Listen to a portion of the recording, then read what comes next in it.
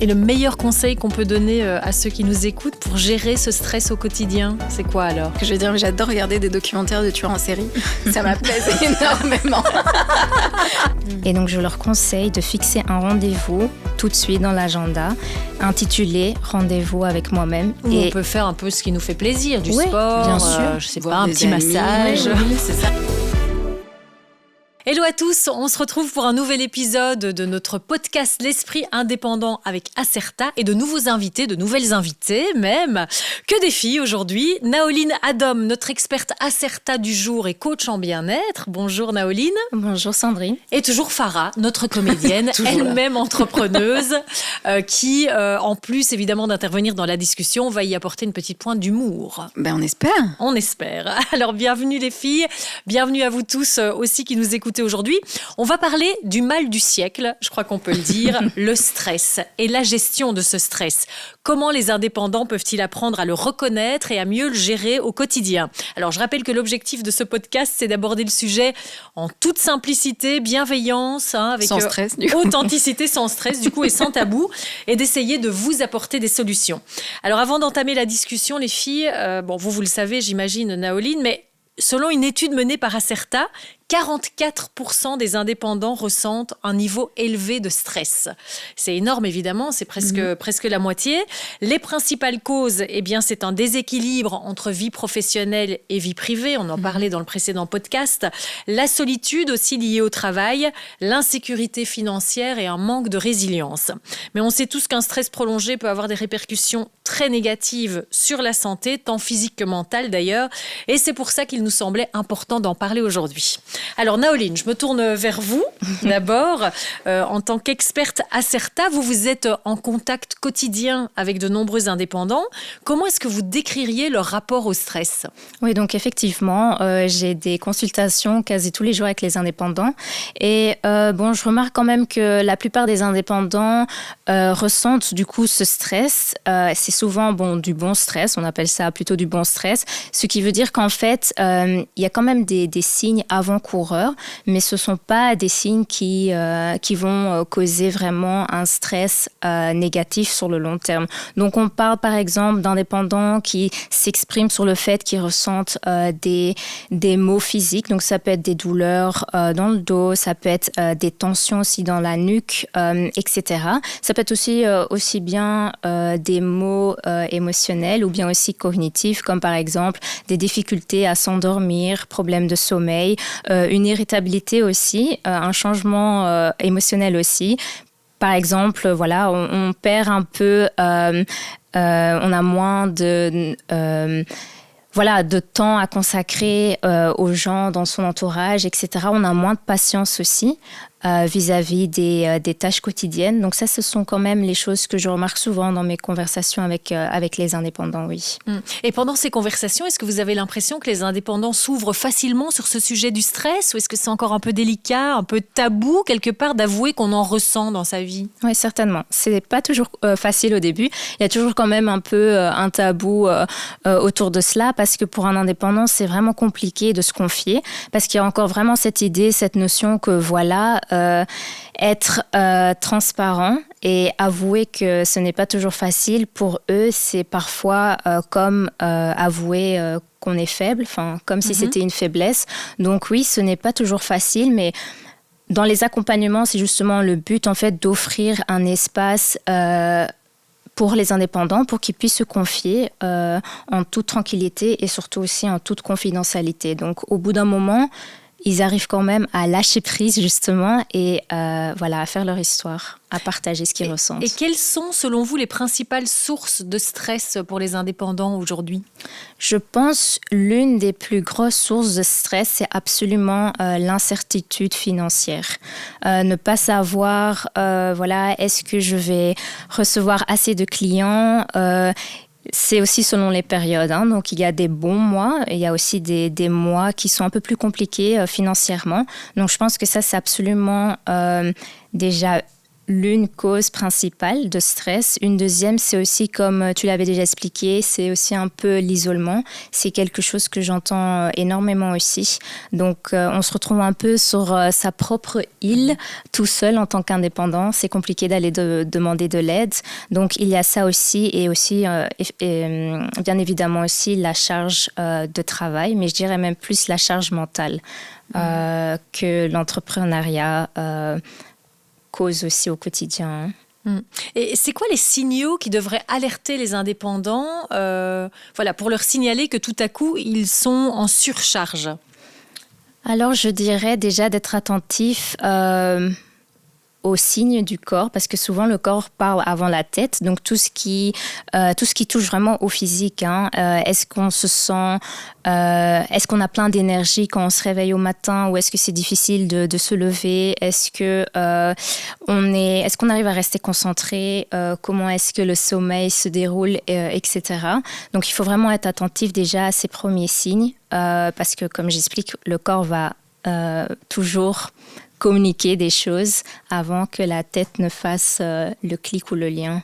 Donc voilà, rester attentif à tout ce qui peut se manifester vraiment dans le corps, aussi bien physique que émotionnellement que cognitif. Dès que vous remarquez un changement dans votre manière de travailler, de penser, c'est déjà en fait un premier signe qu'il faut chercher de l'aide aussi auprès de ses proches. Donc pas forcément aller voir un psychologue directement, mais de juste vraiment prendre le temps d'en parler avec les autres. Trouver aussi un groupe.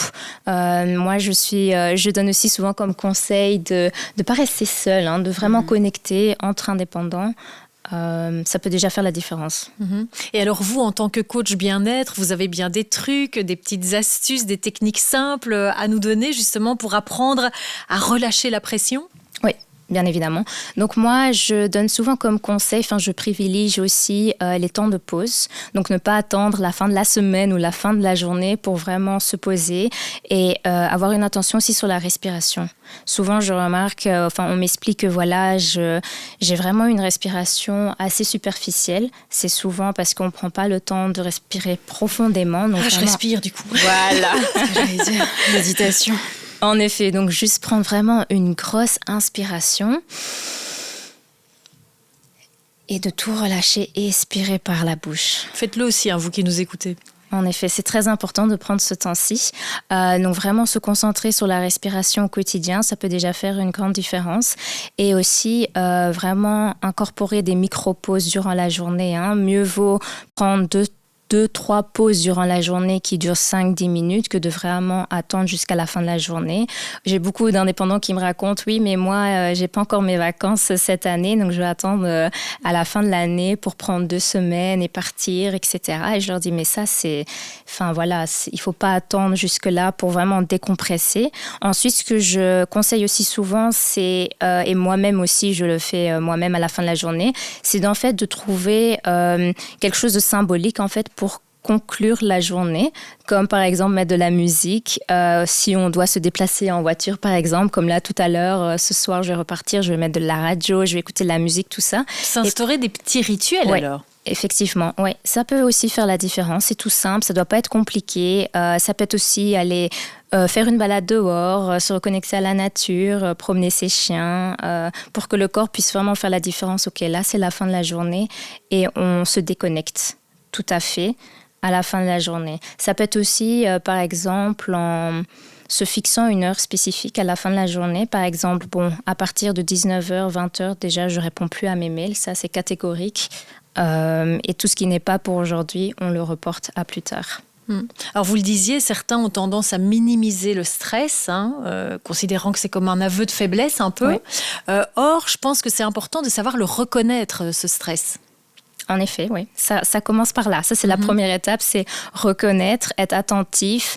Il faut être aussi vraiment présent dans son corps pour remarquer ces signes-là. Être aussi attentif parce que parfois, ce sont les membres de la famille, les amis qui vont aussi détecter déjà des premiers signes. Donc, dès que quelqu'un fait part, d'une remarque. Tiens, j'ai remarqué que les derniers temps, tu as l'air vraiment crispé, ou je remarque que tu es beaucoup plus irritable, ou tu manques un peu de patience, d'être aussi attentif à ça. Mais ça commence en effet par reconnaître ce qui se passe en soi, à l'extérieur, comment on réagit. Voilà. Et le meilleur conseil qu'on peut donner à ceux qui nous écoutent pour gérer ce stress au quotidien, c'est quoi alors ? Je pense aussi que trouver un équilibre au quotidien, c'est déjà aussi une première étape. Donc, trouver vraiment un équilibre entre vie professionnelle, vie privée. Oser en parler aussi, oser vous exprimer sur ce qui se passe au quotidien. Ça peut déjà faire beaucoup de choses.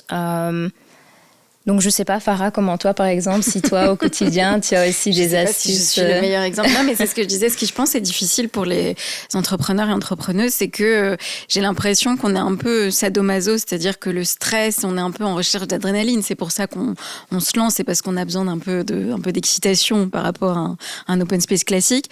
Mais c'est comment est-ce que, à un moment, je pense que comment est-ce qu'on passe d'un stress moteur à un stress malsain. Et je pense que c'est ça qui est difficile à détecter. Et puis, c'est aussi, comme tu le disais, difficile d'admettre qu'en fait, oui, j'aime le stress, mais en fait, là, je le gère plus, c'est trop. Et c'est d'admettre qu'en fait, on est dans un truc que j'arrive plus à gérer, mais je suis dans le train et le train s'arrête pas. Et soit je saute, soit... Et c'est ça qui est difficile, je trouve, de vraiment distinguer le bon stress, le stress moteur, du stress qui commence à te détruire, en fait, de l'intérieur. C'est ça qui est très difficile. Oui, en effet. Et donc, tous tes petits rituels pour éviter de tomber dans la drogue, parce que la drogue, c'est vrai. Mais bon, j'espère que tous n'arrivent pas à ça. Non, mais tu sais, parfois, tu peux avoir la nourriture. C'est vrai qu'on peut avoir tendance, du coup, quand on est stressé, je vais me réfugier dans la nourriture ou dans des boissons, etc. Parce que, justement, on ne veut pas admettre que là, on est dans un truc qu'on ne gère pas trop. Et d'où l'importance, comme tu disais, d'en parler, d'être à l'écoute, des petits rituels, de bien cloisonner chaque moment de la journée. C'est bien. Et d'admettre aussi que le stress, c'est bien, mais à une certaine dose. Sinon... Chez Acerta, Noéline, tu as parlé de discussions, tu es à l'écoute évidemment des indépendants, mais qu'est-ce que vous mettez en place vraiment pour les aider par rapport justement à la gestion du stress ? Oui, donc d'une part, on a nos consultations individuelles qui sont tout à fait gratuites pour les indépendants.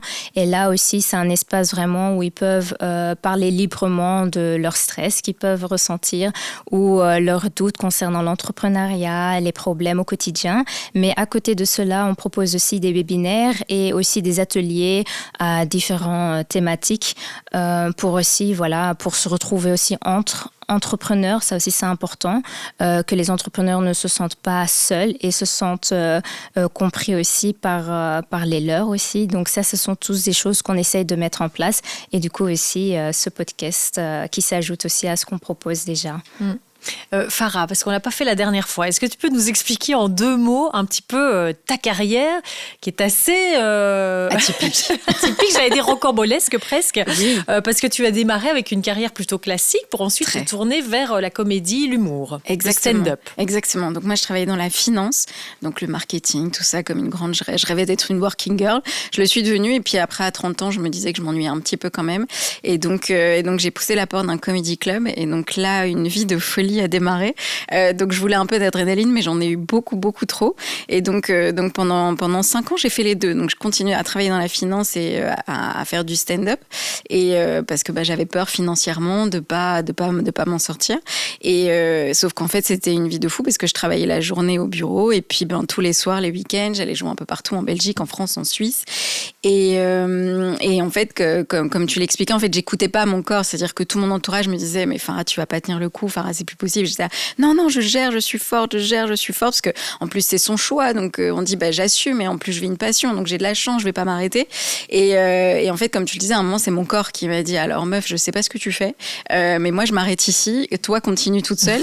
et donc j'ai dû être hospitalisée parce que vraiment j'étais arrivée, j'ai le souvenir, le moment où j'ai vraiment été trop loin, c'était je jouais en Suisse, j'ai été me coucher à 3h du matin, j'avais un avion à 6h du matin pour être à 9h au bureau, et j'ai juste été aux toilettes, je me suis mis en position fétale et j'ai dit je vais dormir ici 2 heures, et puis j'ai vomi de fatigue pour vous dire vraiment, on pousse, c'est-à-dire que j'étais vraiment dans le déni de mon corps n'existe pas, et en fait à un moment c'est mon corps qui m'a dit stop. Et souvent je dis maintenant aux gens où je vois qu'effectivement ils poussent un peu trop, c'est de dire je compare nos corps à des cathédrales, et moi j'étais devenue Notre-Dame de Paris Paris, quoi. Tout avait pris feu.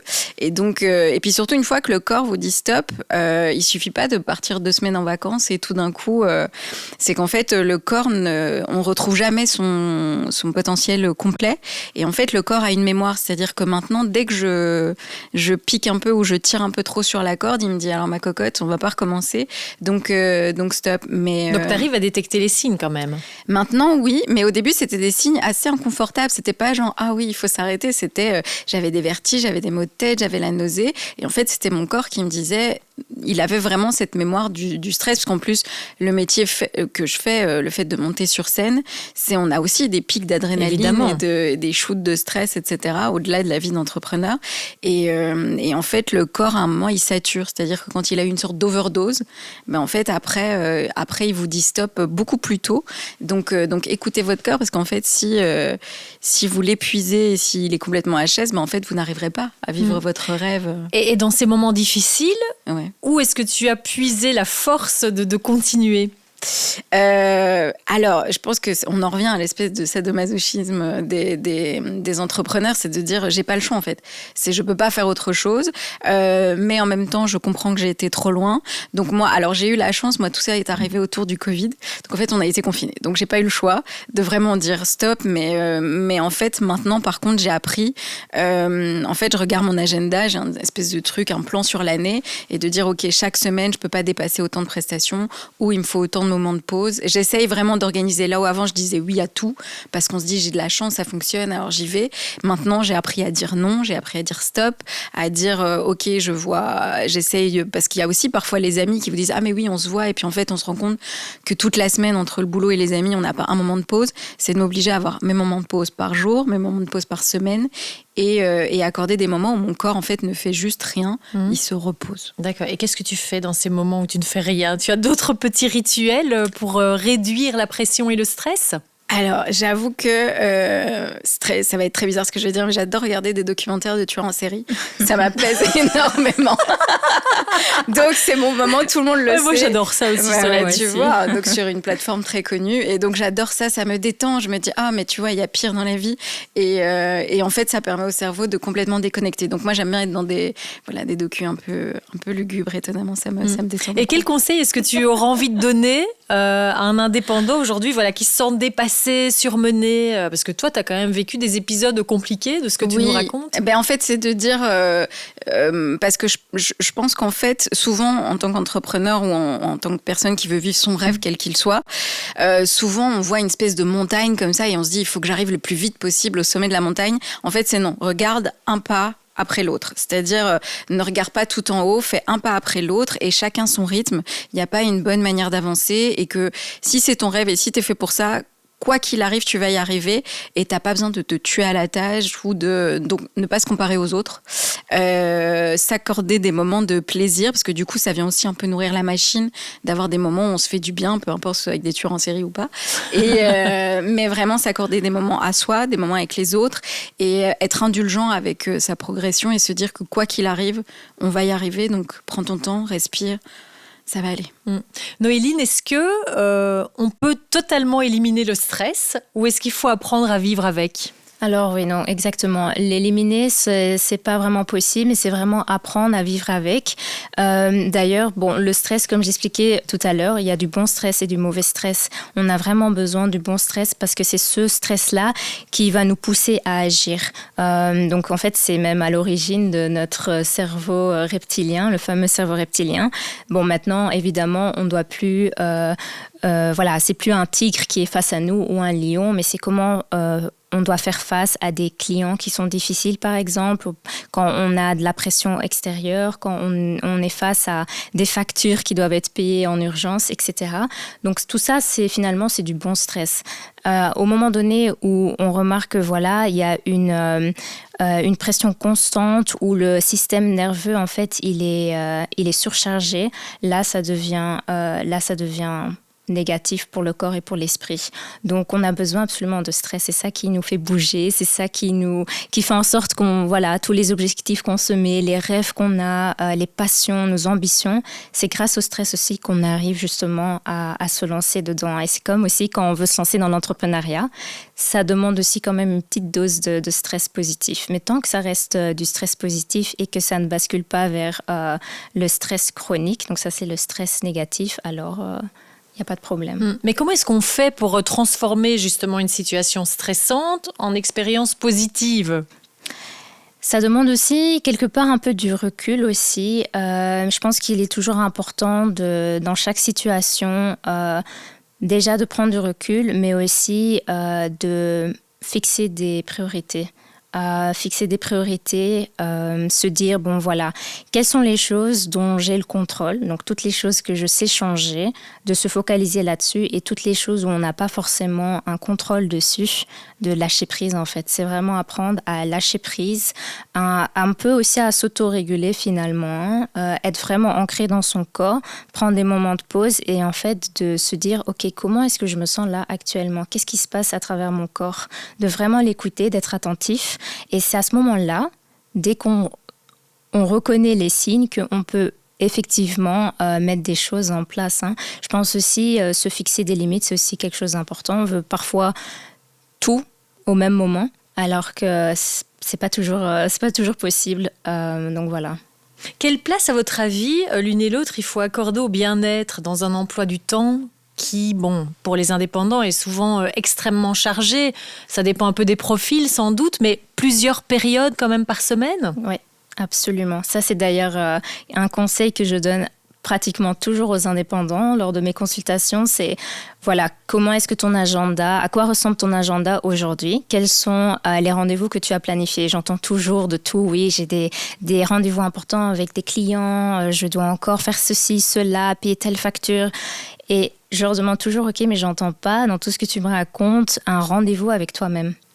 Et donc, je leur conseille de fixer un rendez-vous tout de suite dans l'agenda, intitulé « Rendez-vous avec moi-même ». Où on peut faire un peu ce qui nous fait plaisir, du sport, je sais pas, un petit amis, massage, c'est ça. une sortie. Oui. Juste un moment que c'est pas le cerveau qui est connecté, mais plutôt on est à l'écoute du corps. Et il y a des gens, ça va être de faire du crossfit, mais d'autres gens, ça va être de la méditation, la natation. Juste faire quelque chose qui n'est pas connecté au stress ou à notre passion, même si on y pense tout le temps, mais c'est avoir un moment où vraiment on se déconnecte de tout ça. Parce que parfois aussi, comme tu disais, on est dans un cycle de stress et la moindre petite chose, en fait, qui n'est peut-être pas spécialement importante, va nous irriter et créer des provocations, créer des situations un peu de stress trop intenses.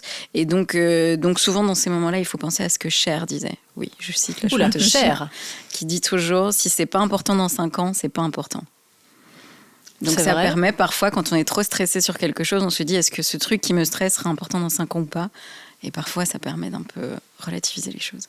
Oui, et en plus, ce stress, il peut vraiment avoir des répercussions graves aussi sur tout l'entourage, la famille. C'est vrai, tu disais, quand on est irrité, notre enfant va venir nous poser une question ou quoi, on va l'envoyer balader, c'est pas bon non plus, quoi. Non, effectivement, et je pense que la communication là-dedans, c'est primordial. Je dis aussi toujours, d'exprimer aux personnes, aux proches que, si je m'autorise un moment à moi-même, c'est non négociable en fait. Parce que c'est aussi important que, par exemple, avoir un rendez-vous important avec tel ou tel client. Donc, vraiment exprimer à son entourage que, j'ai vraiment absolument besoin de ce moment pour moi. Et c'est non négociable. Et ça peut être ça peut être en effet du sport, ça peut être quelque chose de très créatif, ça peut être... Tout le monde a le libre arbitre de faire ce qu'il ou elle veut. Donc, c'est personnel, mais ça dépend de chaque personne. Une personne va plutôt trouver un moment de détente relaxante en faisant de la boxe, en faisant du crossfit. Une autre personne a besoin de juste ne rien faire. Ça aussi, c'est important. Ne rien faire, c'est aussi faire quelque chose. C'est difficile, je trouve, de ne rien faire. Oui, parce on se sent coupable. Mais puis surtout, je pense qu'il ne faut pas avoir peur de dire, comme tu le disais, en fait, là, j'ai juste besoin. Moi, je sais que c'est mon code. Parce que souvent, on a tendance, les gens nous proposent. C'est difficile de dire non, parce qu'on se dit, oui, ça fait longtemps que je ne les ai pas vus, parce que ceci. Moi, je dis tout le temps, là, j'ai besoin d'être dans ma grotte. Et maintenant, mes amis et ma famille, ils sont OK, elle a besoin d'être dans sa grotte, donc on va la laisser. Et en fait, il faut peut-être même expliquer, parce que parfois les gens peuvent se sentir un peu lésés ou vexés en disant ah bah oui, mais avec tout ce que tu fais, t'as pas un moment pour nous. Et en fait, c'est juste de dire écoute, là, j'ai vraiment envie de vous voir, mais là, j'ai besoin juste d'être avec moi et moi-même, peu importe ce qu'on fait dans ce moment grotte, mais de s'autoriser à le dire et de l'expliquer à son entourage que c'est pas qu'on n'a pas envie de les voir, c'est qu'on a besoin d'être avec soi. Merci beaucoup, les filles. Si on devait résumer un peu cette discussion, je pose la question à l'une et à l'autre. 3 messages clés chacune de tout ce qui a été dit ici, qui peuvent aider les indépendants par rapport au stress. Mais je commencerai par dire que prendre soin de soi, c'est aussi prendre soin de son entreprise, de son activité professionnelle. On ne sait pas faire l'un sans l'autre et de vraiment oser parler. Le lien social est très important aussi, donc vraiment s'entourer des personnes importantes et au moindre signe, ne pas hésiter à trouver de l'aide, comme par exemple auprès d'Acerta. Si on a besoin d'avoir un échange, un moment d'écoute, on est là aussi pour les indépendants. Farah ? Moi, c'est écoutez votre corps. Le corps envoie des messages, pas toujours très clairs, mais il envoie des messages. Et surtout, je compare notre corps à une batterie de téléphone. Et j'ai l'impression qu'on fait souvent plus attention à la batterie de nos téléphones, à être là, est-ce qu'il est chargé, alors que la nôtre, pas du tout. Donc, faites attention à votre corps comme vous le feriez avec votre batterie de téléphone. Et vous aiderez. Merci beaucoup. Je vous annonce déjà, parce que Noéline, tu en as parlé, de l'importance du lien. On en parlera dans le prochain épisode de ce podcast et on parlera aussi du réseau pour les indépendants. Et si vous souhaitez en savoir plus sur le bien-être mental des indépendants ou découvrir les services qu'Acerta propose pour vous accompagner au quotidien, rendez-vous sur acerta.be. Vous y trouverez toutes les informations, conseils et outils pour avancer sereinement. Merci, à bientôt.